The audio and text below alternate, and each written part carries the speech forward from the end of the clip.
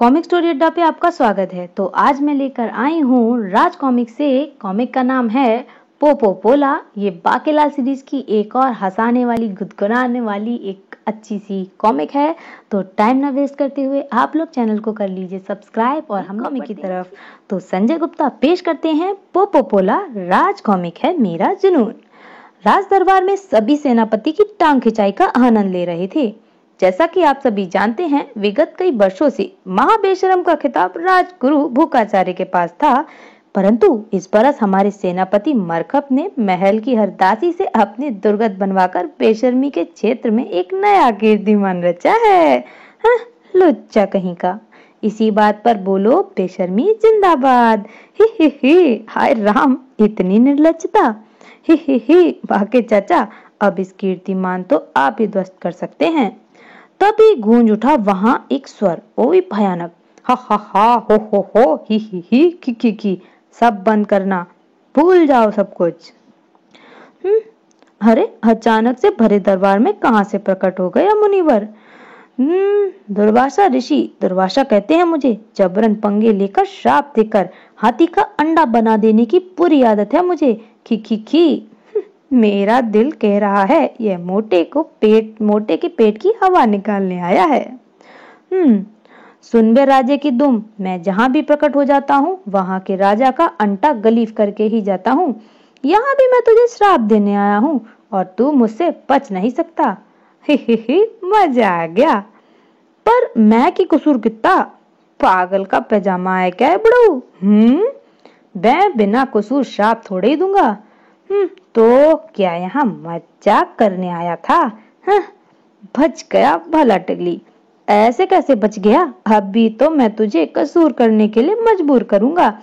मेरा नाम मैं तेरा नाम, तू बता कौन पागल? ही पहली बार कोई ऋषि मिला है जो मेरे काम का निकला। ही आप फंसा मोटा, क्योंकि अगर ये कहेगा मैं पागल तो ऋषि का नाम और वो श्राप देगा। यदि वो कहेगा तू पागल तो वो सीधे सीधे ऋषि को पागल कहेगा।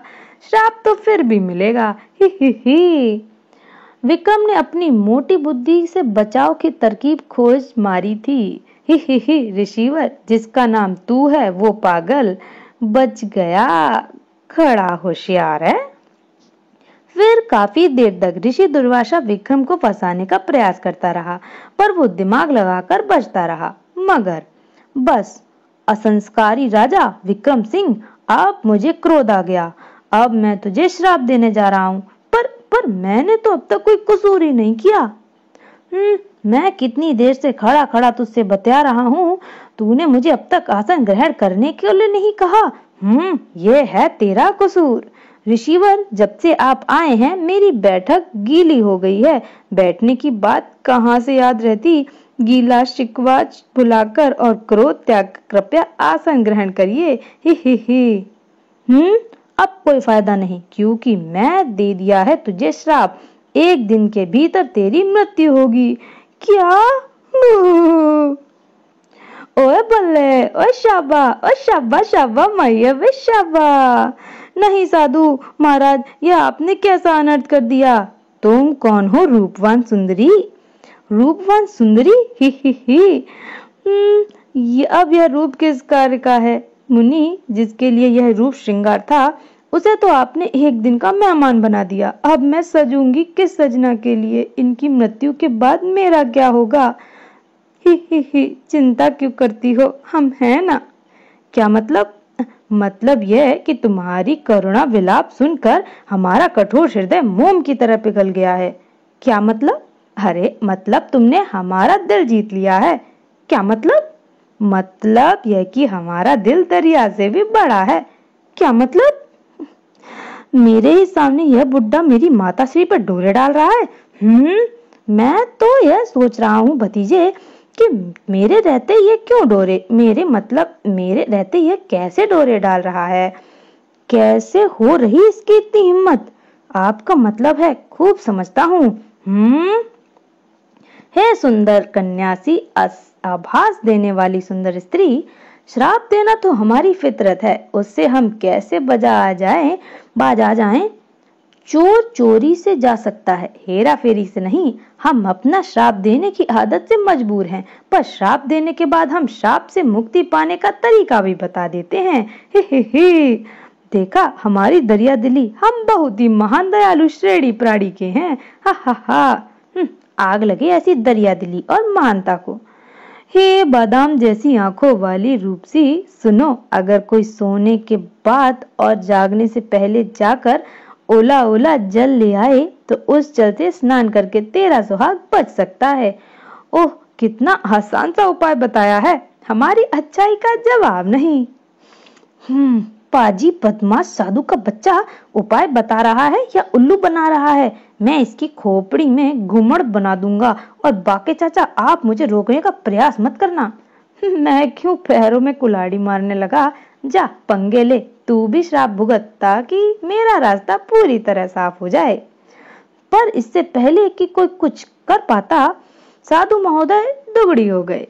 हुण अपना तो काम बन गया भैया, हुण आप चल रहे होंगे। उफ महाराज, आप तो बैठे बिठाए मौत के मुंह में जाने वाले हैं, जबकि मैं जिंदगी भर कोशिश करते करते थक गया। अब आपसे जिंदगी केवल एक दिन की रह गई है, क्योंकि सोने के बाद और जागने से पहले तो कोई जाकर ओला ओला जल ला नहीं सकता। लगता है महाराज को हृदय अटैक यानी हार्ट अटैक आया है। और विक्रम लुढ़क गया। ही लगता है मोटा मौत के सदमे से एक दिन पहले ही मर गया। चलो अच्छा ही हुआ, वरना एक दिन का इंतजार करते करते मैं खुद बेसब्री से मर जाता। ओ बचाओ! ओ महाराज, आप नीचे कैसे गिर गए? ओ रानी, हमने अभी बड़ा भयानक और बुरा ख्वाब देखा। हाँ, सुबह सुबह का सपना। थोड़ी देर बाद, महाराज सुबह सुबह आपने क्यों बुला लिया? मैं दातून भी नहीं किया और पेट में भी विस्फोट हो रहे हैं। प्यारे बाके, हमने तो ऐसा सपना देखा कि सुबह पेट में होने वाले विस्फोट ने पेट में ही दम तोड़ दिया। सपने के विषय में सुनकर चिंता की बात नहीं महाराज, क्योंकि सपना कभी सच थोड़े ही होते हैं।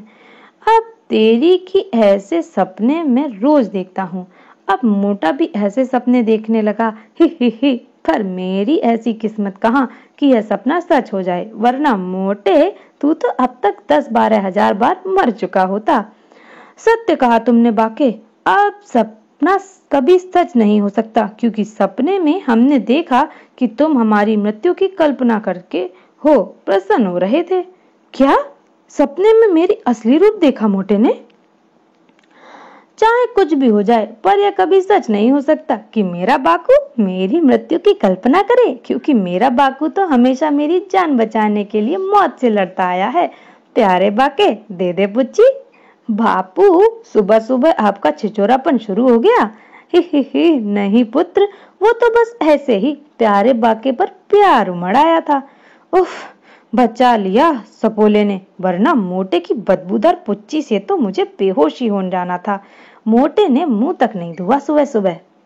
बापू, मैं आपको यह बताने आया हूँ कि हफ्ते बाद जूजू दिवस है, इसीलिए राजगृह की ओर से हमें एक नाटक प्रस्तुत करना है, जिसमें राजगृह का प्रत्येक सदस्य किसी जानवर के रूप में धर के एक नाटक करेगा। सो तैयारी करवा लो। ही महाराज, आप क्या बनोगे, हाथी या गेंडा? ही पिताश्री को क्या बनना है यह मेरे नाटक के अनुसार तय हो जाएगा, पर आप कौवे के वस्त्र मंगवा कर लीजिए। नाटक में आपको कौवे की भूमिका निभानी है। ही कौवा कितना नटखट हो गया है नन्हा राजकुमार, खोते का बच्चा, उल्लू का पट्टा। हर बाद में मोटा तो मरेगा ही मेरे हाथों, पर उसे समाप्त करने का षड्यंत्र रचते रचते मुझे साथ ही साथ रानी स्वर्णलता का दिल जीतने का प्रयास भी करते रहना चाहिए, ताकि मोटे की मृत्यु उपरांत उसका पूर्ण समर्थन मुझे प्राप्त हो। वैसे मुझे लगता है स्वयं रानी भी मुझ पर मोहित हैं, तभी तो उन्होंने बिना किसी को बताए मुझे चोरी चोरी यहाँ बाग में मिलने बुलाया है। ही आ रही है रानी, ऐसी रूमानी कविता सुनाऊंगा कि उसके दिल के तार झंझना जाएंगे। पाके चाचा यहाँ माताश्री का इंतजार कर रहे हैं। अगर इन्होंने छिछोरी बातें करने का प्रयत्न किया तो पतलून में पिच्चू छोड़ दूंगा। कहिए रानी जी, क्यों बुलाया नाचीज को? कहीं कविता सुनने के लिए तो नहीं, मैंने तो एक प्रेम कविता भी तैयार कर ली, सुनाऊं? देखो, मैंने देखा है एक सपना, मोटे की मृत्यु के बाद विशालगढ़ हो गया अपना, प्यार यहाँ है तू कहाँ। क्या तू आई आई आई मजा। उफ बाकेलाल, मैं बहुत परेशान हूँ। मुझे पता चला है कि देव दनादन गोल पहाड़ी पर बहने वाली झरने सावरिया के जल में त्वचा को निखारने वाले गुण भरे हैं, परंतु उस झरने तक पहुंचने का मार्ग अत्यंत दुर्गम है। प्यारे बाकेलाल, तुम तो जानते ही हो मुझे अपनी सुंदर काया कितनी प्रिय है। और मुझे भी। इसीलिए मैं चाहती हूँ कि मेरी बेजान होती त्वचा के लिए तुम सावरिया झरने के पानी ले आओ, जिससे मेरी काया पुनः दमक उठे। बाकू, क्या तुम मेरे लिए इतना भी नहीं करोगे? ही, यही मौका है पाकू स्वर्णलता का दिल जीतने का। दुर्गम मार्ग में ऐसी तैसी कर दे और ले आ सावरिया झरने का जल और प्रेम से जलमग्न कर दे रानी का दिल। ही।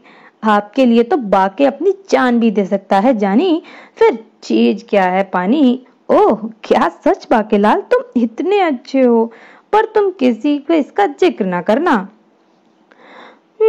यही तो है वो रहस्यमय जगह जहां से प्राप्त होगा मुझे सावरिया जल। चल चेतक, इस बियावान जंगल में अपनी जान पर खेलकर विशालगढ़ का राजपाट हथियाना है हमें।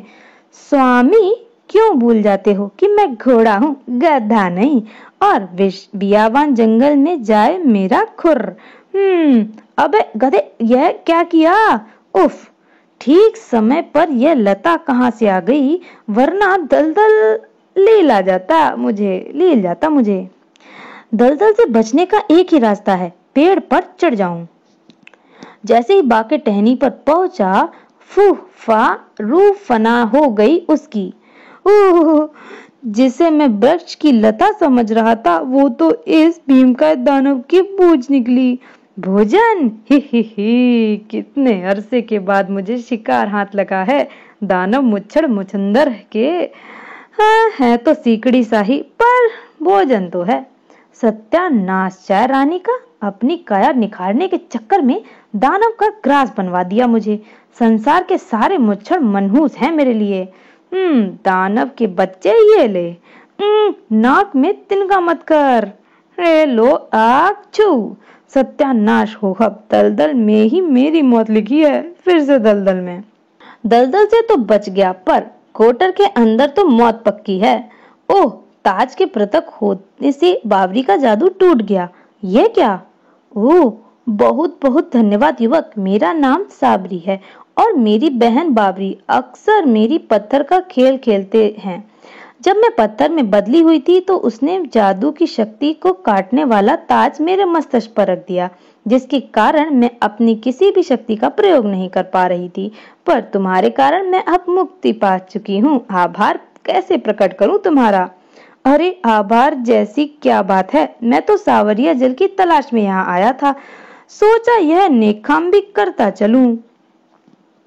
हे परोपकारी युवक, ये लो सावरिया जल, इसे अपना ही माल समझो।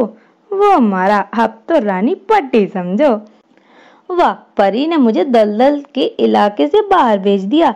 आखिर हजारों मुसीबतों को पार करके सावरिया झरने का जल भी प्राप्त हो ही गया। और वो रहा हरामखोर चेतक, आज तो महल पहुंचकर इसकी खाल संटी से उधेड़ डालूंगा। स्वामी बड़े क्रोध में लग रहे हो, पर मुझे यह होशियारी नहीं चलेगी। यह क्या? यहाँ पास ही एक और अजीब सा झरना भी है। कैसा है यह झरना, जिसे मुसीबतों का पुटारा संबोधन दिया गया है? मुसीबतिया वे पंगा मत लेना, वे वरना नंगा हो जाएगा। यह बावरिया घाटी है और यह मुसीबत में फंसने वाला झरना है। तूने कल्याण करने वाला जल मेरे क्षेत्र में लाकर जो गुस्ताखी की है, उसकी सजा मैं तुझे मुसीबतिया झरने के जल से सरोवर करके दे सकती हूँ अजनबी। इस झरने का पानी प्रयोग में लाकर लोग मुसीबत में फंसते हैं, तुझसे शक्ति मिलती है, पर यह इतने दुर्गम स्थान पर कोई यहाँ पहुंच ही नहीं सकता। अतः मुझे अपनी शक्ति को सावरिया से अधिक बढ़ाने के लिए 10 लोगों की मुसीबतों में फंसाना है। मैं यहाँ गलती से आ गया। झरना देवी जी कृपया मुझ मूर्ख को क्षमा करें। तुझे माफी तभी मिल सकती है जब तू इस झरने का पानी ले जाकर कम से कम 10 लोगों को मुसीबत में फंसाए, वरना तू मुसीबतिया वे जल से सराबोर हो जाएगा और मुसीबत में फंस जाएगा। ही जिंदगी भर यही काम तो किया है और इस पानी से भी सबसे पहले नास पीटे करमजले सिंहासन पोच मुच्छड़ मनहूस को मुसीबत में फंसाऊंगा। ही तो फिर ये ले जादुई कलश जिसमें भरा है मुसीबतिया वे जल, तुरंत यह ले जा और किसे मुसीबत में फंसाओगे? नासपिटे को, करमजले को, सिंहासन के बोझ को, मोटे को, मुच्छड़ को या फिर मनहूस को? ही ये सारे के सारे नामुराद खमीने एक ही बंदे के नाम है, जो कि राजा विक्रम सिंह। प्रबंधी मंत्री, हमने आपको अपने निजी सामान जैसे अचकन, चोगे, पगड़ी, हस्तपोछे, जुराब, पतलून, बनियान आदि की सही व्यवस्था के लिए निजी पोशाक मंत्री के पद के लिए युक्त योग्य व्यक्ति के तलाश करने के लिए कहा था। क्या वो काम हो गया? ही महाराज, योग्य व्यक्ति की तलाश में पूरी 500 स्वर्ण मुद्राएं खर्च हो गईं। अज्जी 1 फूटी कौड़ी तक खर्च मैंने उल्टे इस काम में दलाली ली है। परंतु आखिरकार मैं योग्य पोशाक मंत्री को खोज ही लिया। ताली सुनते ही अंदर आ गई थी वो। ओ मेरा मतलब आ गया था वो। उफ, मेरा मतलब खुद ही समझ लो। ही ये देखिए महाराज, मैंने क्या खोजा। आय हाय, आई ले महाराज, तुझसे महान हो, सलाम कबूल करो। प्रबंध मंत्री के बच्चे, यह क्या है? पोशाक मंत्री के पद के लिए एक खोजे को खोज लाया तू? खोजा है तो क्या हुआ महाराज? क्या यह आदमी नहीं है? मेरा मतलब क्या यह इंसान नहीं है?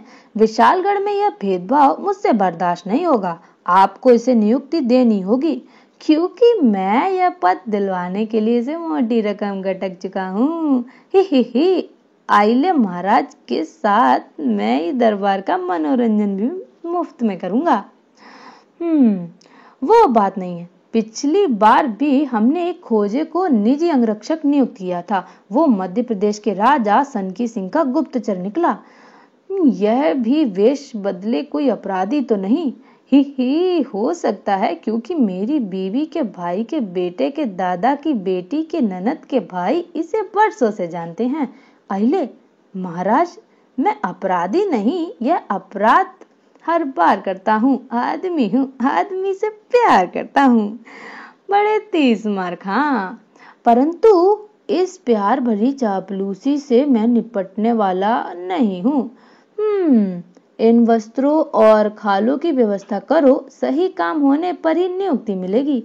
मैं यहाँ का होने वाला राजा हूँ, परंतु मैंने अपनी चलानी अभी से शुरू कर दी है। तो यह लो सूची जूजू दिवस के नाटक के लिए।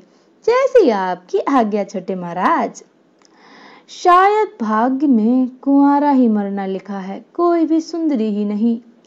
शमा जी, आपके प्रेम मरखब जी कितना प्रेम करते हैं आपसे।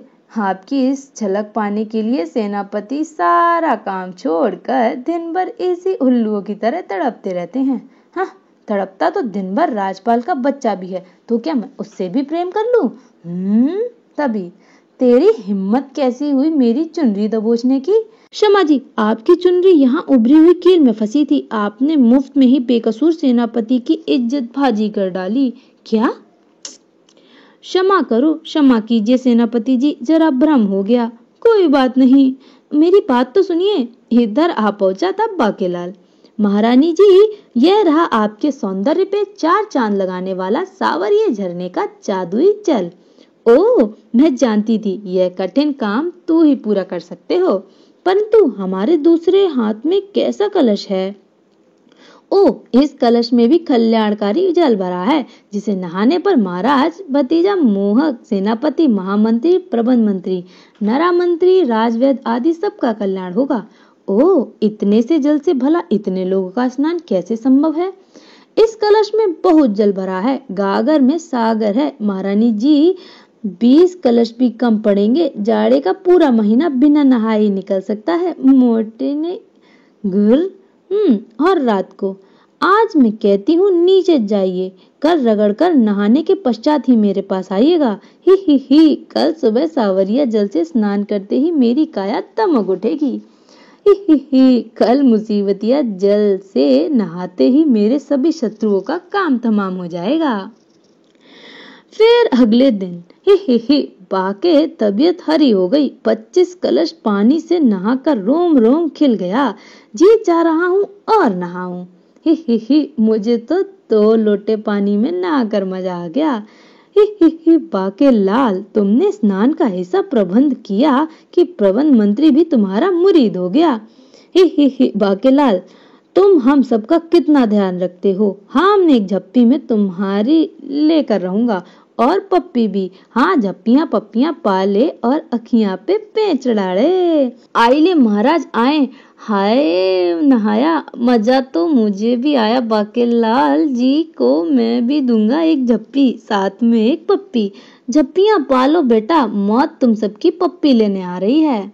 झप्पी पाने आने के विक्रम सिंह 1 2 3 4 5 7 8 9 10 11 12 13 गिन गिन के, मेरा मतलब 13 छींके।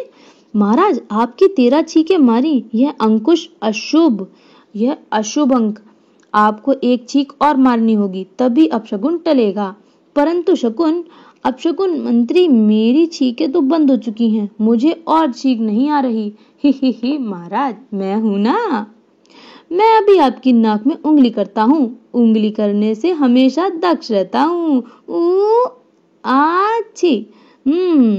देखा सेनापति का कमाल, एक ही बजाय 5 छींके निकलवा दी। सेनापति के बच्चे, सत्यानाश जय तेरा, पेड़ा गर्क हो तेरा, जो कि होकर ही रहेगा, क्योंकि तू भी शापित जल से नहाया है। पोशाक मंत्री, क्या खाल और पोशाक का इंतजाम हो गया? ही हल्ले छोटे महाराज, मैं सब देखाया हूँ, पर अगर हम सब वहीं चलकर खालों का परीक्षण कर लें तो बेहतर होगा, ताकि खाल किसी तंग का ढीला ना पड़े। ठीक कहा पोशाक मंत्री। पूरी मंडली जा पहुंची नाटक की पोशाक का परीक्षा करने घड़ियाल की दुकान पर। सेनापति जी, वो कल मैंने गलती से, कृपया क्षमा कर दीजिए ना। महाराज अभी आया। ही बाकेलाल, मैं कैसे लग रही हूँ? ही रानी जी सावरिया से नहाकर और भी नमकीन हो गई हो। हाय मैं मर जावा। आइए आइए महाराज, बंदा घड़ियाल सेवा में हाजिर है। यहाँ हर तरह की खाल मिल जाएगी आपको। वो क्या कहते हैं, कुत्ते की, बंदर की, भालू की, हाथी, शेर की, मगरमच्छ, छिपकली, सांप की, अजगर की। हम स्वयं ही देख लेंगे। आओ पुत्र। वो क्या कहते हैं, वनमानुष की, गधे की, घड़े की, खच्चर की, चमगादड़ की, गीदड़ की, नेवले की, भेड़िए की, हिरण की, कौवे की, मोर की, तोते की। वो क्या कहते हैं, ठीक है, आप खुद ही देख लीजिए। महारानी जी की सुंदरता पर घड़ियाल मुग्ध हो गया और उन्हें छेड़ने के लिए मोह को त्याग न पाया। ही आप क्यों तकलीफ करती है सुंदरी जी, आपके लिए हिरणी की खाल में यही मंगवा लेता हूँ। आप यहीं बैठिए, शरबत ठंडाई मंगाऊं आपके लिए। खूबसूरत महिलाओं का विशेष ख्याल रखता हूँ। ही ओए, तमीज से बात करो, यह हमारी रानी है। हद से क्यों उखड़ रहे हैं सरकार, यह मेरी भी तो रानी है। मेरा मतलब है पूरे विशालगढ़ की रानी है। मैं भी तो विशालगढ़ का ही वासी हूँ। माताश्री, ये लीजिए हिरणी की खाल।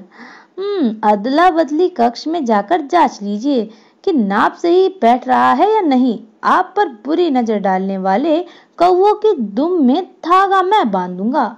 कमबख्त मोटे का बच्चा, मतलब कि मोहक सिंह चपड़गंजू कहीं तो घड़ियाल को कह रहा है, पर देख मुझे रहा है। और सुन बे घड़ियाल की दुम, ज्यादा आशिकी झाड़ने की कोशिश मत कर, वरना मुंह काला करके चप्पलों की माला पहनाकर खच्चर की दुम से तेरी घड़ियाल जैसी दुम को बांधूंगा और पूरे विशालगढ़ के चक्कर लगवाऊंगा, समझे? ही समझ गया, गुस्ताखी माफ। तभी माताश्री की चीख, अजी चूहे को देख लिया होगा। रानी स्वर्ण, महारानी जी चीख क्यों रही हैं? महाराज आपको जाकर देखना चाहिए। आइले महाराज जी सही कह रहे हैं महाराज। बांके रानी तो गायब है, यहाँ पर उनके केवल वस्त्र ही पड़े हैं। अभी के लिए इस पार्ट में इतना ही, मिलते हैं नेक्स्ट पार्ट में यानी कि पोपोपोला के पार्ट 2 में। लेकिन आप लोग तब तक चैनल को सब्सक्राइब करना बिल्कुल भी ना भूलिएगा। Thank you.